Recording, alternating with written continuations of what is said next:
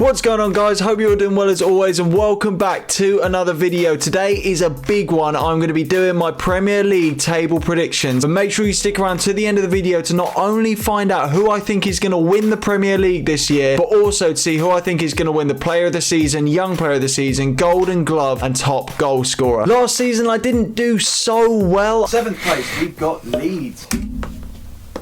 I had some really good calls. Generally speaking, I had quite a few shockers, so I want to be trying to do a lot better than I did last season. If you haven't seen that video, make sure to go and check it out. It will either be here or here, one of the corners. So make sure you go and check that one out. But for the time being, let's get straight into the relegation places. Starting off with 19th place, I've gone with Bournemouth, and it's a team that I just don't think have enough quality to stay up. I think a lot of the newly promoted sides are going to have a really special season if they want to stay up. But Bournemouth, I think, are going to be the team to bottom the table. In terms of the players that they have brought in this season, Tavernier, I don't think he's going to be Premier League quality, certainly not enough to keep them up. Had a decent season last year with Middlesbrough, but nothing special enough, as I say, to be an out-and-out solid Premier League footballer. Same with Joe Rothwell and Ryan Fredericks. Ryan Fredericks is probably the most notable signing in terms of Premier League experience, but he's not enough to keep them up this year. And looking at their squad as well, I just don't see enough quality in there for them to stay up. Solanke and Kiefer Moore are going to have very good seasons, but Solanke especially has struggled when he's been in the Premier League. And my player to watch for Bournemouth this season is going to be Dominic Solanke. As I've already said, he's struggled when he's been in the Premier League before, but 30 goals in 47 games in all competitions last season put him right up there in the Championship top goal scorers. And if Bournemouth are going to have any success this season, it's going to be because of him. He's going to have a very impressive season. There's going to be a lot of pressure on this man's shoulders, but I don't think that he's going to have enough in his locker. As for the rest of Bournemouth, and I do think they are going to finish the league in bottom place.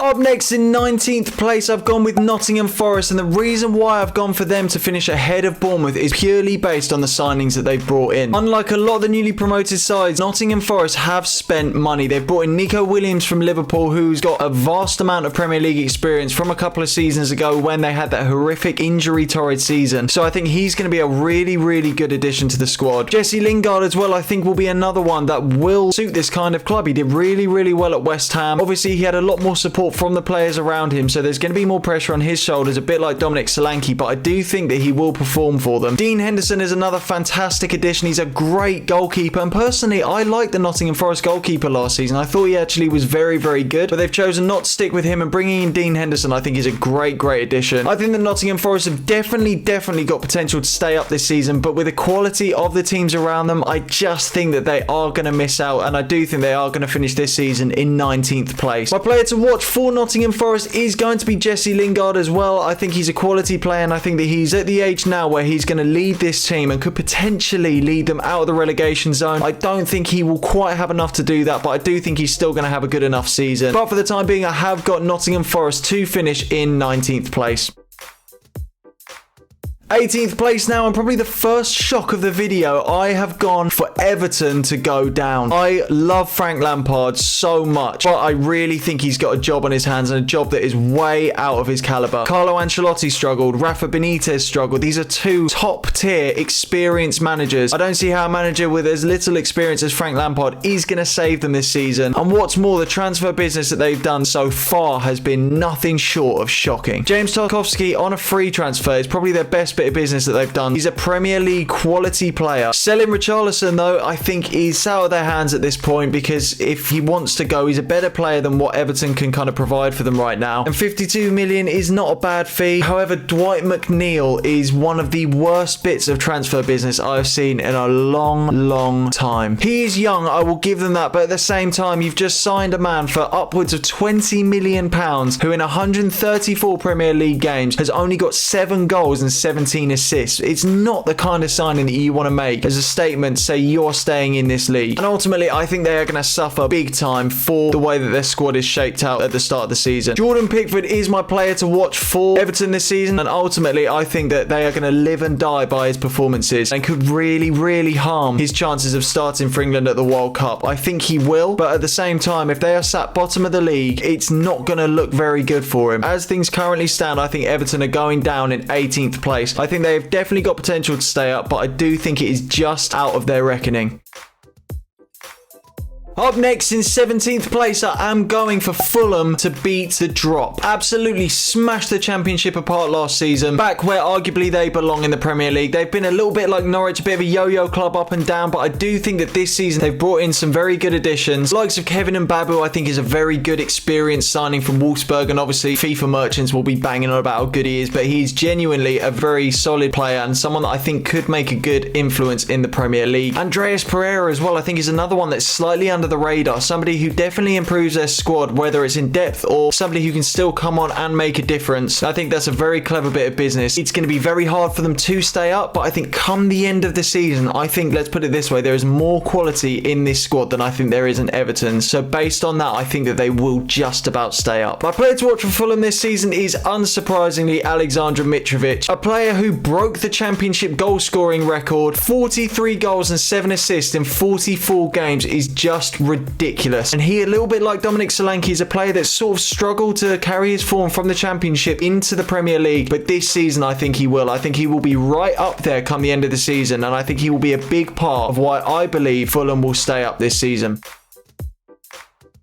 In 16th place, I have gone for Brentford, a team that were on the periphery of finishing in the top 10 in their first Premier League season. And in fairness, I don't think that their transfer business has been that strong in terms of once again signing good, solid Premier League players. And do you know what? Maybe they don't need to. Maybe they're confident that they have got a good enough base squad there. You've still got players like Kursov Ayed, Ben Mee, who is actually a very good signing, the likes of Frank Onyeka, and I could keep going, Ivan Toney and Buemo as well, who are very, very good players that, you know, arguably you can afford to take these risks. But obviously the big talking point is the fact that Christian Eriksen has chosen to leave and go to Manchester United, which we'll talk about later on. But I do think that's a big loss for Brentford and a big part of why I think they will drop down the table slightly. However, I still think that 16th place in your second season in the Premier League, I think, is a fantastic achievement. My player to watch for Brentford this season is going to be Ivan Toney, a player who in 38 Premier League games managed to score 14 goals, which again in your first season in the Premier League is not bad doing at all. I know it's very basic, but last season I tried to go out the box a little bit and I ended up picking Harry Maguire for Manchester United, so I don't really want to go about making the same mistake again. But all in all, I think it's going to be a decent season, but nothing overly special for Brentford.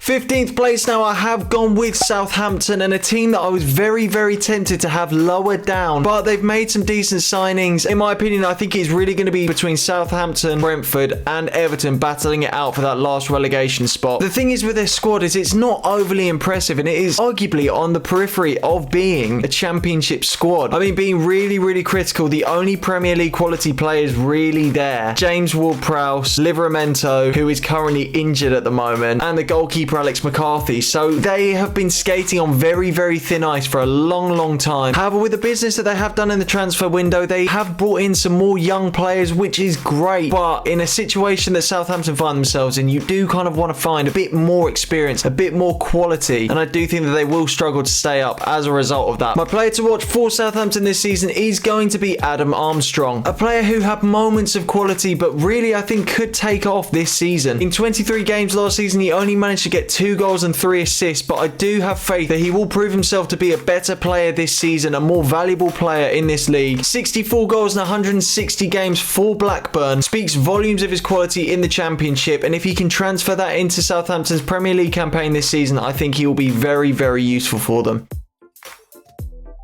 In 14th place, I have gone for Leeds United. I think that this season is going to be better than the last. I think they've actually had a really good transfer window, brought in some great players, obviously lost 2 of their key players in Calvin Phillips and Rafinha, but they managed to get a decent amount of money for them. And one of the things that this Leeds side have been crying out for since they've come up to the Championship is some investment, and this season they finally got it. Losing your 2 best players is something that is very, very difficult to replace. However, what I like that they have done this season, which I think is very, very clever, is they have, instead of trying to go and buy an out-and-out replacement for them, they've strengthened the team in general, which I think is as valuable as signing direct replacements for those 2 losses, because if you do that, if you spend the money on those 2 positions, you're looking at getting the same as last season in reality. However, in signing good, young, experienced players like Brendan Harrison, like Rasmus Christensen, I think that you're going to be finding that this season is going to be slightly better. My only worry with this transfer window is there's not a lot of Premier League experience. In fact, there's no Premier League experience in the signings that they brought in. And as we saw from teams like Norwich last season who spent money but not on Premier League quality players, it is a gamble and one that I hope pays off, and I think it will, which is why I do believe that they will finish in 14th place. My player to watch for Leeds this season is Joe Gelhardt, a player who last season managed to bag 2 goals and 4 assists in his debut Premier League season. I think that this season, if he gets a bit more game time, which will obviously be difficult with Bamford coming back, there could be room for both to sort of coexist, and I think he's going to have a very, very good season.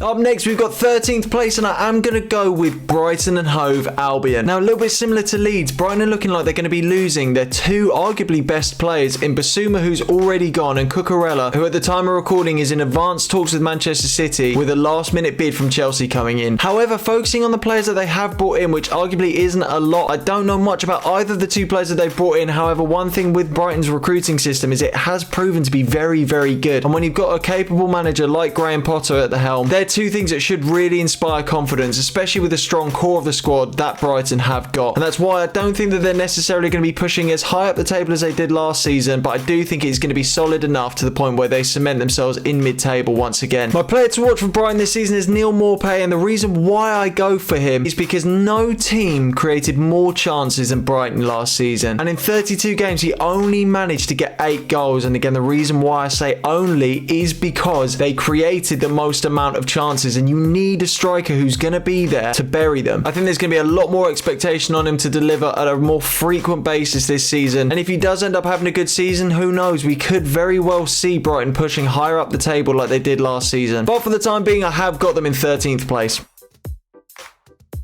Up next in 12th place now, I've gone for Crystal Palace. Now, they finished exactly in 12th place last season, and I think it is going to be exactly the same kind of season for them. I think there's going to be some highs, I think there's going to be some lows, but ultimately they've got a very, very capable squad. The likes of Mark Gay, Joachim Andersen as well, both provided as very, very capable centre-back options. Tyreek Mitchell's another quality player, and I think the new signing of Cheik Doucouré is really, really clever. It's a kind of energetic midfielder that they are now going to be missing without Conor Gallagher. A bit more defensive minded than Conor Gallagher, but still provides that same kind of energy, almost like a N'Golo Kante kind of player. And I ultimately think that they are going to have a very good season once again, but I don't think that they are going to be able to improve on last season's outing purely based on how the other teams around them have strengthened, as well as the fact that I just don't think that they're quite as good as the other teams. But you know what? I'm happy to be proved wrong. Now, my player to watch for Crystal Palace next season is Odsonne Edouard, another player who showed glimpses of quality in his time at Crystal Palace last season. 6 goals in 28 games. I think he could really, really kick on this season, which is why I've picked him for my player to watch for Crystal Palace this season, and I think they'll be alright this year.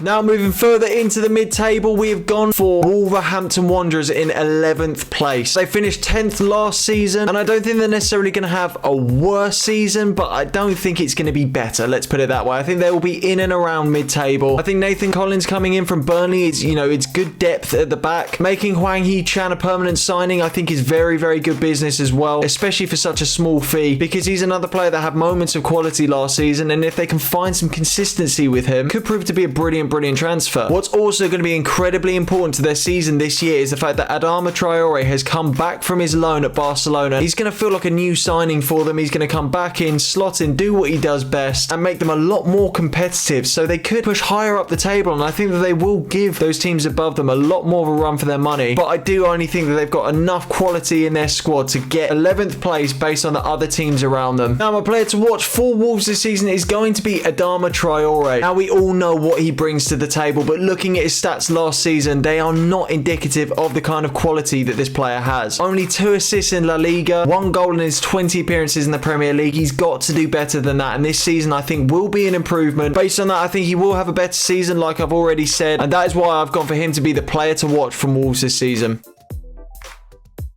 Moving into the top 10 now, I've gone for Newcastle. Last season, Newcastle failed to win in their first 14 games, destined to go down until the change of management, the change of ownership, and it's actually scary to think how high they could have finished had they started the season the way that they ended it. And I'll be honest, I'm playing it slightly safe by putting them in 10th, because at one point they were the most informed team in Europe. They've brought in Steve Botman, Matt Targett and Nick Pope, 3 very, very good signings. Targett and Pope, Premier League quality. They're safe safe. They're not going to set the world alight, but they are going to considerably improve the positions that they've already got. And they are currently bidding on James Maddison. Now, if they can bring in James Maddison, that will give them a bite that they are currently slightly lacking in those attacking areas. I do think they're going to have a very strong season, and I'm playing it safe, but I think that they will finish bang on mid-table in 10th place. Now, my player to watch for Newcastle this season is Bruno Guimaraes. He shows energy, tenacity, power. He came up with 5 goals and 1 assist in 17 games for Newcastle last season, and to be honest, I'm now heavily considering getting him in my Premier League team. He was incredibly important in Newcastle's rise at the end of last season, and I think he will be instrumental in them having a good season so long as he stays fit. But Bruno Guimaraes is my player to watch for Newcastle this season. Up next in 9th place, I've gone for Leicester City, and it's sad to see them sort of dropping down the table, but the fact of the matter now is they are just not as good as they were. The lack of investment is worrying because their squad is not good enough to be up where they once were. They have signed no one, and they've lost ADAMA Lukman as his loan deal expired. But the fact of the matter is their squad is still the same. They've still got the same coach. There is no change, and the teams around them are getting better. I could potentially even see Newcastle overtaking them. It's not going to be a pleasant season for Leicester, but I just think that there is a mentality in that squad with the likes of Jamie Vardy where I think that they will be alright. Now, my player to watch for Leicester this season is Jamie Vardy. This man just ages like a fine wine and still managing to get a decent amount of goals each season. At the age of 35, he finished the season with 15 goals in 25 games. He wasn't even playing every single game. If he had the extra 14 games, who knows how many goals he could have ended up with. But I think it's going to be a very strong season for him. I think it's going to be an okay season for Leicester, which is why I've got them in 9th place. Up next in 8th place, I've gone for West Ham United. Finished last season 1 place higher in 7th, and don't get me wrong, they very well could do the same thing again, but I do just think with the amount of football that they've got to play this season, and I said the same thing last season and they proved me wrong, I think it might just be too much, especially when you look at how the other teams are strengthening around them. They've got a great core to their squad, but can they finish as high as they have done? I think it might just be too much this season, but I do think they're going to have a very, very good time in Europe. They've made some very, very good signings. Gianluca SCAMACCA is a fantastic addition to the squad, who I will talk about later. Making Areola a permanent deal, I think is very, very good. Again, it's quality and depth, and also he's a very capable goalkeeper when he's called upon. Flynn Downs from Swansea is an interesting one because he showed a lot of good capability for Swansea. Maybe he's one slightly for the future, or he could be a bit like a Jared Bowen where they ease him into the team and he just takes the league by storm. So that's a very interesting one worth keeping an eye on. But the player that I want to focus on the most is Gianluca SCAMACCA. He is my player to watch for the season for West Ham. 16 goals in 36 appearances in the Serie A last season. And if he can transfer his form over to the Premier League like I think he will, I think he's going to be absolutely fine. He's a tall guy, quick, energetic, and a great finish on him. And I do think that he will provide very, very valuable for West Ham this season. Up next in 7th place, I've gone for Aston Villa, a team who showed so much more togetherness, so much more fight since the arrival of Steven Gerrard, and somebody who has guided this team back to where they really should be and could take them one step further this season. Now, I've done a lot of talking about transfers, but with Aston Villa, we are talking about one of the windows of the summer. Diego Carlos has been sought after by so many clubs in the last few years, the likes of Chelsea, Real Madrid, yet he's come to Aston Villa for a fee of 27 million, which is not a bad deal at all. Making Philippe Coutinho a permanent addition, I think, is a fantastic bit of business. BOUBACAR KAMARA, I think, is one of the signings of the summer, and consequently, he is my player to watch for Aston Villa this season. Now, in terms of his defensive style, who's not really one for pressing, which is going to be interesting to see how he fits in with this Aston Villa team, who are capable of pressing at times, but on the ball is where he's very, very special. He's in the top 96% of passes completed, and the same with his passes attempted as well, top 97% of the world, and averages just over 2 interceptions per game, so he's going to be crucial for them in the midfield. That under Dean Henderson was a battle that they kept on losing. I think it's going to be a very, very good season for Aston Villa, and maybe I'm being overly ambitious, maybe I'm getting a bit overawed by their transfer window, but I do think it's going to be a very strong season for them, which is why I've got them in 7th place. Up next in 6th place, I've gone for Manchester United. I do think that they are going to be playing better football this season. I think we are going to see improvements, but I don't think they're going to get the top 4 that Cristiano Ronaldo and Ten Hag are looking for. Andreas Pereira, Jesse Lingard, Matic, Pogba, Cavani and Mata, just to name a few of the players that they've let go, the deadwood that they've cast aside that aren't getting game time and are ultimately taking up the wage bill. And I think that getting rid of Paul Pogba, although it was on a free transfer, is crucial for that dressing room. My only concern is the players that they've brought in, Lisandro Martinez, Christian Eriksen, Tyrell Malacia, I think are good players, but are they good enough to get you in the top 4? I don't think so. This is a rebuild, and this is where they need to give Erik ten Hag time, patience to get back to where they should be. My player to watch for Manchester United this season is Cristiano Ronaldo. It's a very obvious, very basic shout, but at the same time, 37 years of age, 18 goals and 3 assists last season. He was their top goal scorer, and this man is hungry for Champions League football. So if they can keep hold of him, if they perform well, if they get Champions League football, it will be because of this man. And I think regardless, he's going to have a strong season because of that hunger that never seems to die, which is why I picked him as my player to watch. But I don't quite think he's going to get what he wants, and he may very well be off next summer, as I am sticking with Manchester United to finish in 6th place. Up next in 5th place, narrowly missing out on Champions League football, I have gone with Arsenal. I think their squad and certainly the players that they've brought in is just enough to pip Manchester United. Diving into their transfer activity, this is another one where it is looking like one of the transfer windows of the season. Getting rid of Guendouzi is good, it gets him off the wage bill and he's not playing regular football at Arsenal. But Gabriel Jesus and Zinchenko I think are 2 fantastic signings, not to mention Fabio Vieira. Jesus is proven in the Premier League, he's done it, he just hasn't had the consistent game time, so it'll be interesting to see how he handles a full season. Zinchenko as well is reliable, he's quality, and he just adds a bit more strength to that Arsenal team. Another slightly obvious choice, but I've gone with Gabriel Jesus as the player to watch for Arsenal. Arsenal have been struggling with the striking department for a long time now. Lacazette and Aubameyang never quite managed to fill the boots of the likes of Henry or Van Persie who they've had in the past, and this man could potentially rival them. 58 goals in 159 games for Manchester City. Looking at the trophies that he's already won in his career, 4 Premier Leagues, an FA Cup and 4 League Cups. This man is a serial winner and something that Arsenal need in their squad. I think he's really going to reinvigorate this Arsenal team, especially going forward. A little bit of experience mixed with youth, and I think that if he has a really good season, there's no reason why Arsenal cannot push and maybe even qualify for the top 4 at the end of the season, but I just think that they will miss out.